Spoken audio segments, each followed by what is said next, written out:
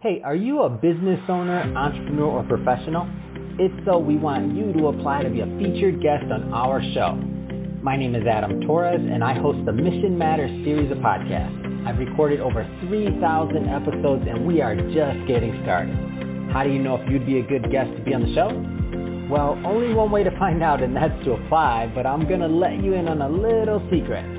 We want guests that have a story to tell, guests with a brand, a product, or a service that can benefit my audience of listeners.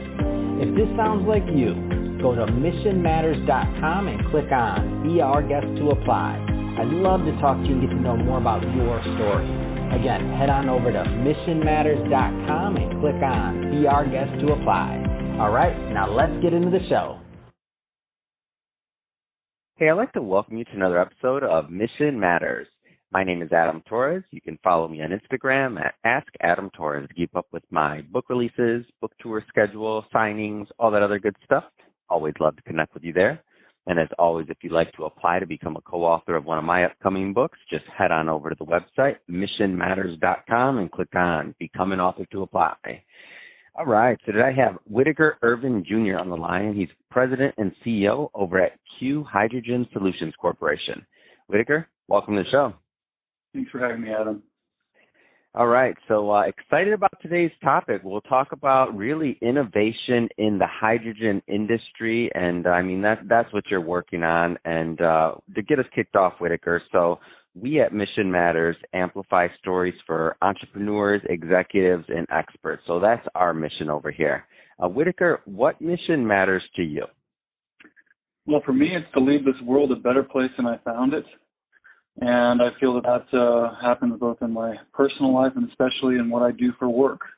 There isn't anything else on the face of the planet I want to be doing other than what I am doing at this point in time with our technology.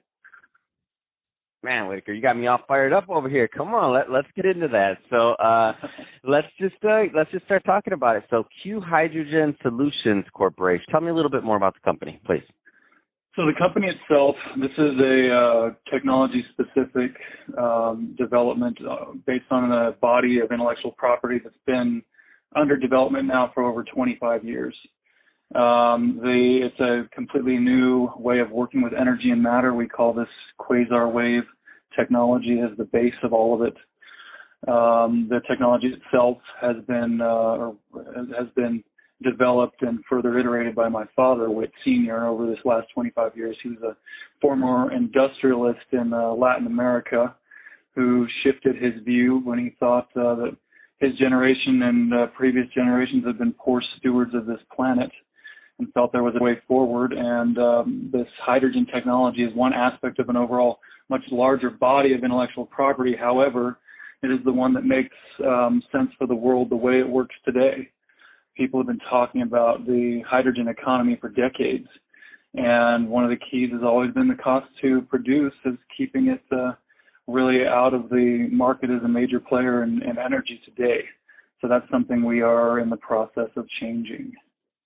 Man, I didn't know that. So second generation in the industry, in the energy industry, really building your father's work. What a legacy. That's awesome. So give us a little bit more of a, so you mentioned cost, and I feel like in the media and in the news today, just in general, I feel like we hear a lot about electricity or electric, batteries. We hear a lot of other types of renewable energy, but hydrogen, I don't feel gets enough of, it doesn't get enough media time really. And that's why I'm happy to have you on the show today also to give another side of the spectrum there. So, I mean, tell us a little bit more about hydrogen's role overall in the renewable energy market. So as far as renewables are concerned, hydrogen has not been a large player yet. And it goes down to a few things. So the stereotypical ways of producing it are gray hydrogen, which is basically a hydrocarbon-based method that's very energy intensive, is using natural gas. So steam reformation or electrolysis, which is a large amount of electricity to create a heat reaction to split water. And then you have blue hydrogen, and by the way, gray is the cheapest. Then you have blue hydrogen that is slightly more environmentally friendly than gray, which is the dirtiest. And the only difference between blue and gray is there's some carbon capture involved on the other side. And then you have green. And green hydrogen is the one that, I guess if you're talking about the renewable industry, is the closest to getting to that definition, because you have to have a renewable energy source to create that hydrogen in the first place via that electrolysis method. So that's using water basically in that heat reaction.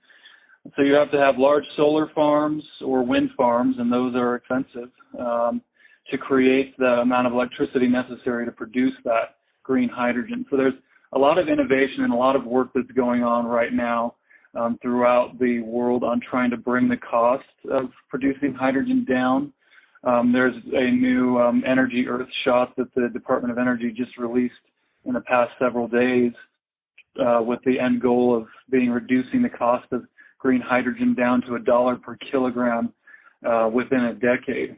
So it's becoming more of a topic. In even Bank of America Merrill Lynch, they rebaselined the value of the overall green hydrogen industry to around $12 trillion by 2050. So they're seeing it as more of a massive player in the energy market going forward. But right now, there's still that period of technological innovation that's required to get it to that point.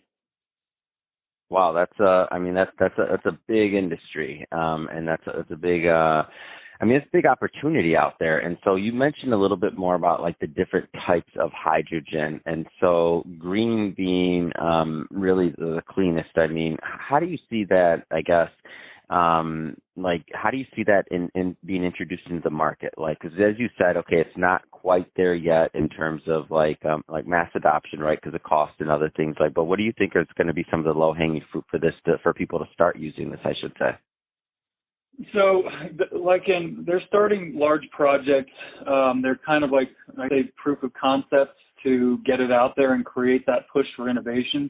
Mm-hmm. But like in West Australia, there's a large green hydrogen initiative, and it's to produce electricity. But what they're doing is they have a large, like I talked about, the solar and wind setup to produce that hydrogen, and then they're working, I believe the company they're working with is Siemens, and they're going to be burning that hydrogen in hydrogen-specific gas turbines to produce electricity. And so it takes an industry push overall to get the type of innovation needed to make it more viable financially. And with hydrogen moving from more of that pie in the sky, we all like the idea of the hydrogen economy, but it's never going to happen idea to something where there's actually being money, both at a governmental and private sector level, pushed toward innovation. I think that is what is going to lead toward the change. And with what we're doing, we're not releasing any cost data or anything like that yet on our project, but we kind of did the Field of Dreams model. If you build it, they will come, because you can describe your technology or what you're doing until you're blue in the face. But it's a lot easier. Our family's original background is in oil and gas, so we still have mineral interests in the family that lead or go all the way back to the 1800s. So it's kind of a transition from that type of a focus toward this new energy tech. And so that also kind of brings you to that old wildcatter mentality. Our family is also from West Texas. So and as opposed to explaining everything to everybody, what we're doing is we're building what will be the world's first economically viable hydrogen power plant up in northern New Hampshire in a little town called Groveton. It's a place that became economically impoverished as a result of losing the Wausau paper mill, which closed in the mid-2000s. And so we purchased the old cogeneration power plant on that site, of 140-acre industrial site. And since October of 19 have been under construction. We'll be opening later this year and revealing more, but essentially it'll be the world's first economically viable hydrogen power plant, and we're using the river on the site called the Upper Ammonoosuc as our source of water, and we're producing the hydrogen on site, and we're going to be burning it directly in reciprocating engines that have been modified to run on hydrogen. I swear, Whitaker, this sounds like something right out of a movie. Everything from the old plant shutting down to repurposing it to, come on, man, this is right out of a movie. What movie did you see this in? Right. Sometimes these things come together in ways that you can't imagine. I mean, you can plan for everything. Mm-hmm. And as far as our technology is concerned, 25 years or over 25 years for technological iterations, getting it to the point of commercialization, it's a long time. Mm-hmm. But everything in its own time, and the time is now. So we just got lucky enough to be able to stay above water with us and some very awesome people that have been involved over the years to get it to this point. Man, what a great story, and love bringing this to my audience. Like I said, this is right out of a movie, and I'm excited to see, the plant to open and to hear more about it as it evolves, which I'm sure I'm going to hear more about this going into the future. That being said, Whitaker, if somebody is watching this and if somebody wants to learn more about Q Hydrogen Solutions, I guess one of the things that I would say I would want to bring up is you mentioned different types of hydrogen. I believe you're doing something with clear hydrogen. Can you kind of make that distinction? I don't think we covered clear hydrogen at all. No, we haven't. So the main distinction is clear hydrogen is kind of the next level. It's a word that we coined along with, we're working with a PR firm out of Manhattan called Rubenstein. And it's a way to kind of delineate our version from green, because we don't require a massive amount of infrastructure to create our environmentally friendly hydrogen. And so this plant in New Hampshire is our calling card, basically our global announcement that there is a cleaner, more environmentally friendly way to do this, and you can do it at scale with a small footprint. So we had to come up with something to differentiate us from others, and that is where the clear hydrogen moniker comes from. Oh, that's awesome. So that's the buzzword I should be hearing out there. When I hear about clear hydrogen, I'm going to think Whitaker, and I'm going to think about this story. So this is awesome. There you go. So that being said, if somebody's listening to this and they want to follow this journey and they want to learn more and just and see what where this takes you, what's the best way that people can follow up or follow the company? So we have a few ways, but easiest is to go to our website, which is simply qhydrogen.com, qhydrogen.com. And then we have all of our contact info there, but we have our main email is info@qhydrogen.com. And then we have an 800 number.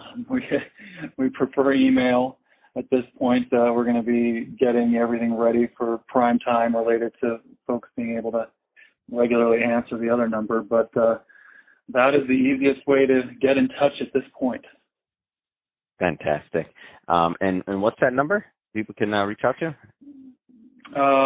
So that is 8444-Q-Hydro. Fantastic. And the website, one more time, just because I feel like people are, you get your pen, you get your thing, like, what's the website one more time? It is qhydrogen, qhydrogen.com. Fantastic. Well, Whitaker, really appreciate you coming on the show today and sharing more about your background and really all the great stuff that you're doing over there at Q Hydrogen. And to the audience, as always, thank you for tuning in. Hope you got a lot of value out of this. Hope you learned a lot. I sure did. If you did, don't forget, hit that subscribe button. We definitely want you to be a return listener, a return viewer if you're on our YouTube channel. And Whitaker, thank you again for coming on the show. It has been a pleasure. Thank you, Adam. Have a great day.